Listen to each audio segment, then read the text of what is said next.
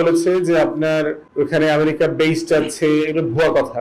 আমেরিকার কোন কোন জাহাজ আছে, তাদের যে ব্যাটেল শিপ আছে, এই ধরনের জাহাজও সেন্ট মার্টিনের থেকে বড়। অতএব আমেরিকার যুদ্ধ জাহাজ ভিড়ানোর মতো জায়গাও সেন্ট মার্টিনে নাই। এগুলো ভুয়া কথা। তার দরকার হলে ডিপ বেস লাগবে, আপনার আমাদের বঙ্গোপসাগরে অন্য বেস দিতে হবে তাকে, যদি ওইটার কোনো বিষয় থাকে। তো এটা একান্ত একটা ভুয়া কথা, এটা আমি পক্ষে না।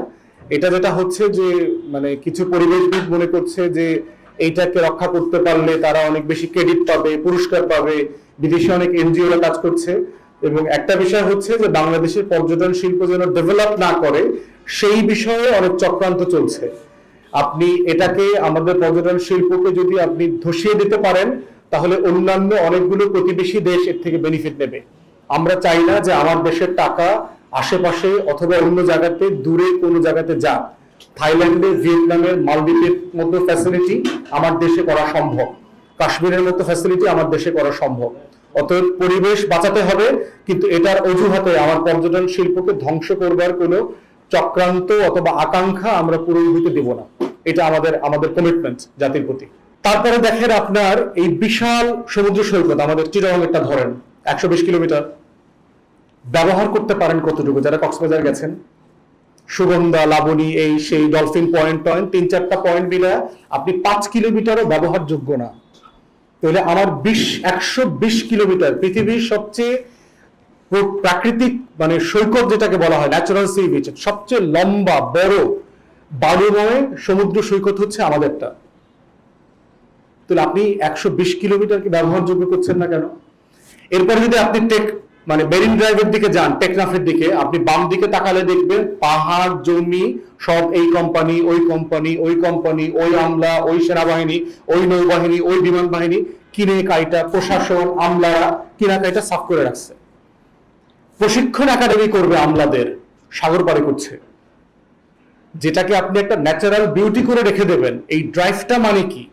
যে আপনি একদিকে পাহাড়, একদিকে সমুদ্র, এর মাঝখান দিকে পর্যটকরা মাইলের পর মাইল ড্রাইভ করে চলে যাবে। কোনো পর্যটক বাস নাই। আর সারা দুনিয়াতে আমরা দেখেছি যে সিটি সার্ভিস থাকে বাসের, পর্যটকরা 2 ঘন্টা 5 ঘন্টায় পুরো সিটি ঘুরে চলে আসে। সেই সার্ভিসটা আমরা চট্টগ্রামে দেখতে পাচ্ছি না। কুয়াকাটার অবস্থা তো আরো খারাপ। তো সব মিলায়ে এটাকে শিল্প করবার যে একটা কম্প্রিহেন্সিভ প্ল্যান। আর সারা দুনিয়াতে আমরা দেখেছি যে সিটি সার্ভিস থাকে বাসের, পর্যটকরা 2 ঘন্টা 5 ঘন্টায় পুরো সিটি ঘুরে চলে আসে। সেই সার্ভিসটা আমরা চট্টগ্রামে দেখতে পাচ্ছি না। কুয়াকাটার অবস্থা তো আরো খারাপ। তো সব মিলায়ে এটাকে শিল্প করবার যে একটা কম্প্রিহেন্সিভ প্ল্যান, এই প্ল্যানটা এই রাষ্ট্রের কাছ থেকে আমরা আহ্বান করছি।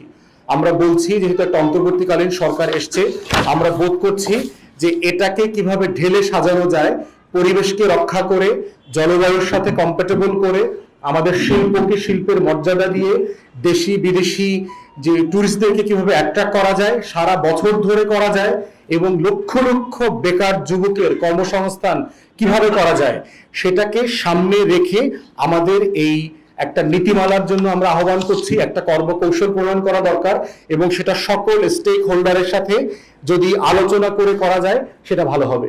আপনি সি বিচে যাবেন, দেখবেন প্লাস্টিক পড়ে আছে, যেখানে সেখানে প্লাস্টিকে ভরে আছে সমুদ্র সৈকত, যেখানে সেখানে ফেলছে। আপনি বিশাল সোলার প্যানেল করে দিতে পারেন, কিন্তু খালি জায়গা আছে আপনার বিদ্যুৎ উৎপাদনের জন্য। ময়লা ডাস্টবিনের পানি আপনি দেখবেন যে কক্সবাজারে, সিলেটে দেখবেন যে সব ময়লা পানি, গোসলের পানি, সুয়েরেজের পানি সব গিয়ে সমুদ্রে, নদীতে এবং ওই হাওরের ভিতরে পড়ছে। তাহলে আপনার এই প্রাণ, প্রকৃতি, পরিবেশ, জনজীবন সবকিছু রক্ষা করে একটা কম্প্রিহেন্সিভ সুনির্দিষ্ট নীতিমালা আমরা সরকারের কাছে আশা করছি। যে ব্যবসার ক্ষেত্রে, পর্যটন শিল্পের ক্ষেত্রে যে বাধাগুলো আছে, বাধাগুলো দূর করতে হবে। স্টেক হোল্ডারদেরকে সাথে নিয়ে পরিবেশকে ধরে রাখা অজুহাতকে ব্যবহার করে শিল্প যেন ধ্বংস না হয়ে যায়, আমার লক্ষ লক্ষ মানুষের কর্মসংস্থান যেন ধ্বংস না হয়ে যায়, সেটা কিন্তু মাথায় রাখতে হবে। কারণ আমরা কিন্তু গরিব দেশ, আমরা আমেরিকা না যে চাইলেই মানে কয়লার খনি বন্ধ করে দিলাম, তেল গ্যাস বন্ধ করে দিলাম। এটা আমরা অ্যাফোর্ড করতে পারবো না। সারা ইউরোপিয়ানরা, পশ্চিমারাই পারে নাই। অতএব মানুষের জীবনকেও প্রাধান্য দিতে হবে। এই সবকিছু মিলায় হচ্ছে আমরা অন্তর্বর্তীকালে সরকারের কাছে আহ্বান করছি, সকল স্টেক হোল্ডারদের সাথে বসেন, পর্যটকদের সাথে বসেন। দুনিয়াতে যে যে জায়গাগুলোতে পর্যটন শিল্প বিকশিত হয়েছে, মালদ্বীপ, সুইজারল্যান্ড, কাশ্মীর, এই অঞ্চলগুলোতে দেখেন কি কি আইডিয়া তারা ডেভেলপ করেছে, কি কি ধরনের ট্রান্সপোর্ট ডেভেলপ করেছে, কি কি ধরনের অ্যাক্টিভিটিস তারা ডেভেলপ করেছে, এগুলোকে মিলে শিল্পটাকে ঢেলে সাজান এবং পুরো অঞ্চলটা জুড়ে। এই যে দেখেন কক্সবাজার থেকে বরিশাল ভোলা কতটুকু, অল্প একটু পথ, আপনি ম্যাপে দেখেন, কিন্তু কক্সবাজারের সাথে বরিশাল, বিভাগ, ভোলা, খুলনার কোনো যোগাযোগ নাই। পুরোটাই তো আপনার কোস্টাল এরিয়া। তো কোস্টাল এরিয়াতে যদি স্পট থাকতো, ধরেন 7 দিনের একটা ট্রিপ কক্সবাজার থেকে শুরু হয়ে খুলনা বাগেরহাটে গিয়ে সুন্দরবনে গিয়ে শেষ হবে, তাহলে আপনার এই 7 ডেজের ট্রিপ তো আমাদের নাই। সারা দুনিয়াতে আছে, মানুষ করে সারাদিনের 7 ডেজের প্যাকেজে যাচ্ছে, বরিশালে একদিন থাকবে, ভোলায় একদিন থাকবে, কক্সবাজারে একদিন থাকবে, এরপরে হচ্ছে আপনার খুলনায় থাকবে, বাগেরহাটে থাকবে, সুন্দরবন হয়ে তারপর আবার ফিরে আসবে। এই জায়গাগুলো, আইডিয়াগুলোকে ডেভেলপ করে আমাদের শিল্পকে আগিয়ে নেওয়া দরকার। আমাদের অর্থনীতির চাকা ঘুরবে, আমাদের নতুন যে 3টা ইন্ডাস্ট্রি প্রচন্ড রকম সম্ভাবনাময়, তার ভিতরে পর্যটন শিল্প। তাহলে আপনার এই যে টুরিস্টকে, দেশি বিদেশি টুরিস্টদেরকে আকৃষ্ট করবার জন্য যে আপনার অনেকগুলো অ্যাক্টিভিটিস করা দরকার, আপনার তাদেরকে বিজি রাখার যে কার্যক্রম দরকার, সেই জিনিসগুলো আমরা দেখতে পাচ্ছি না। তাই সারা দিন এবং সন্ধ্যা ধরে বাচ্চাদেরকে, বিশেষ করে যারা বাবা মারা নিয়ে আসছেন, 3-4 ঘন্টা ধরেন গোসল করলেন আপনি, সকালে দুপুরে একবার করলেন, বিকালে একবার করলেন, তারপরে কি করবেন বাচ্চারাকে নিয়ে আপনি?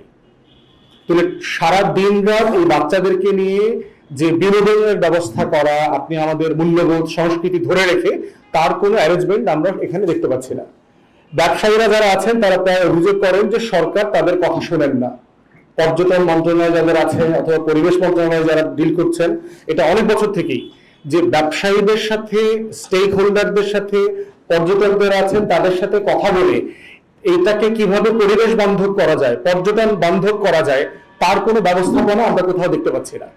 অতএব সেই জায়গাটাকে কিভাবে ডেভেলপ করা যাবে? আপনারা যারা টাঙ্গুয়ার হাওরে গেছেন, আপনি দেখবেন যে ট্রান্সপোর্টের অবস্থা কি। অটোতে করে ভাঙ্গা রাস্তা, এরপরে বৃষ্টি, সন্ধ্যার পরে অন্ধকার, এরপরে মেয়েদের নিরাপত্তার বিষয়, পরিবারের নিরাপত্তার ব্যাপার আছে।